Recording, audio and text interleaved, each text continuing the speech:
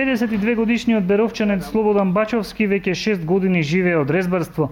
Љубовта кон копаничарството ја наследил од покојниот учител Голуб Чамовски и тој се од летото во своите вредни раце овие години изработува икони, разни предмети инспирирани од малешевијата, но изработува и мебел, витрини и столови од ореово дрво. Копаничарството го работам 6 години.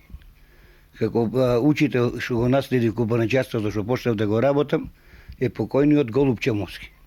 Од него го наследив тоа и почнав да работам. А за секој копаничарство си треба љубов. Да од секоја работа, при секоја работа што треба љубов, треба и кај копаничарството.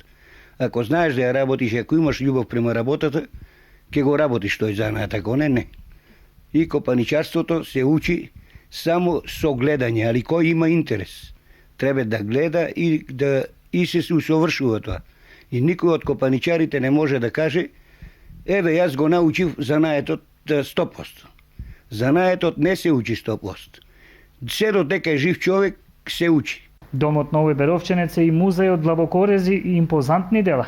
Досега копаничарот Слободан вели дека има продадено околу 90 на своји резби и тоа најмногу на свој терен, но во последно време пазарот го проширува и во соседна Република Бугарија. До сега јас имам продадено 90 резби. За овие 6 години што работам, 90 резби. Најпоследна сега ја продадов во Бугарија. Еден човек во селото Струмјани. Таму ја продадов Вознесение Христово, али голема резба беше, 1,30 на 70. Секоја резба си има своја цена. Од мали па се до поголеми и најголеми. Зависи, пример, тајната вечера од 1000 евра.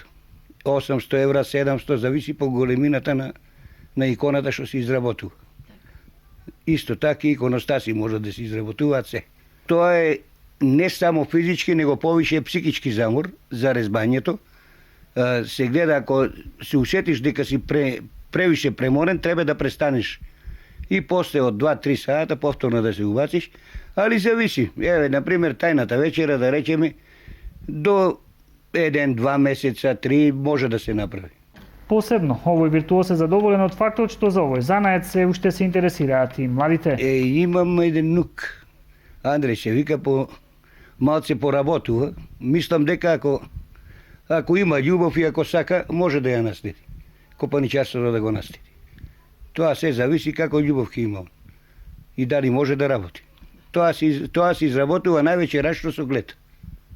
Со еден копан, да кажеме, и со едно глед. Секоја икона можем, например, со 1 до 2 глета да се направи. Добар резбач, ако работи од 1 до 2 глета, ќе ја направи. Инаку Слободан Бачовски е еден од стотината копаничари во Македонија, а малкуте во Малешевијата кои успешно го продолжуваат копаничарството, промовирајќи ја македонската духовна култура на овој народ преку своите резби.